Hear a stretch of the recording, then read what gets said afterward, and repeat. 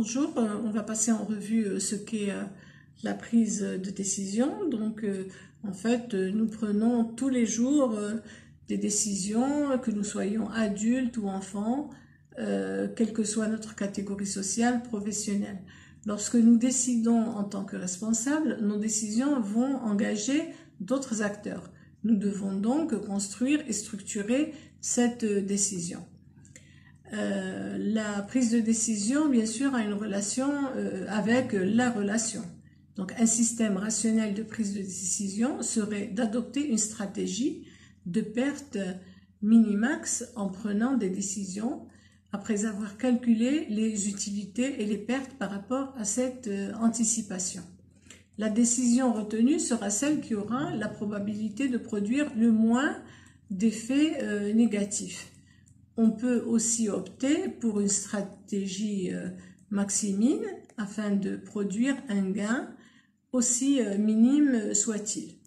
Les estimations peuvent être triées par des procédés mathématiques appliqués comme par exemple la statistique, la théorie des jeux, la programmation linéaire et d'autres choses. Donc des suppositions et des estimations, on tire des conclusions de manière logique et on opte pour des solutions correctes, optimales. Les décisions statistiques les plus appropriées pour prendre des décisions sont celles relatives à la qualité et au contrôle. Grâce aux statistiques, un gérant peut déterminer les risques d'une baisse de qualité tolérée et peut maintenir l'uniformité de ses produits à l'intérieur de limites spécifiques et maîtriser la fréquence tolérée d'apparition de pièces défectueuses.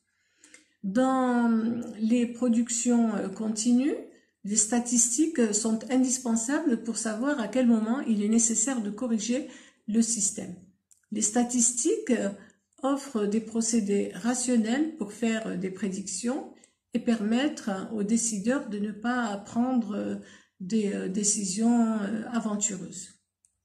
Alors, quant à la programmation linéaire, elle peut aider à la formulation et à l'évolution des politiques. Par exemple, combien d'articles X fabriqués pour que l'image de l'entreprise reste stable? Ou encore, combien d'articles lancés pour que la production reste optimale? La programmation linéaire peut être appliquée à divers domaines de l'entreprise comme l'élaboration de bilans financiers prévisionnels, la distribution ou redistribution des ressources humaines. Cela permet de diminuer les oscillations des quantités demandées par les clients. Alors, ces méthodes d'aide à la décision sont précieuses, mais le manager ne doit pas en dépendre totalement. Les problèmes sont certes complexes et les environnements présentent aussi des aléas.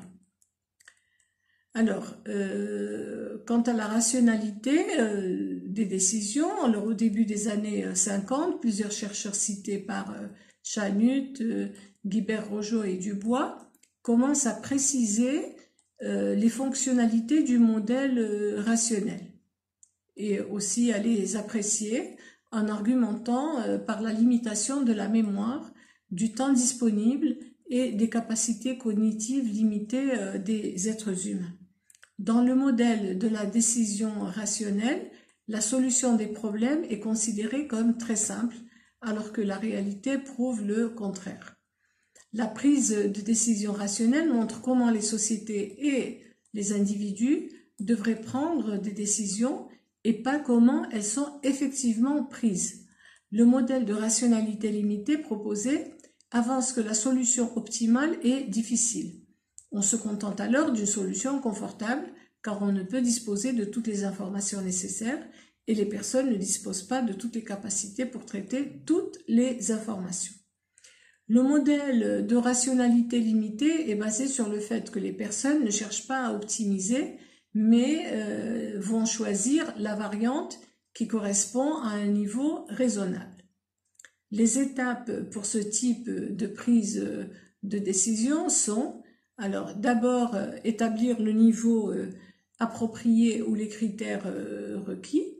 Deuxièmement, réduire le problème à une seule alternative, donc on prend la première solution qui respecte le niveau requis. Troisièmement, évaluer la solution choisie pour déterminer son acceptabilité. Si la solution identifiée n'est pas acceptable, il faut chercher une nouvelle solution.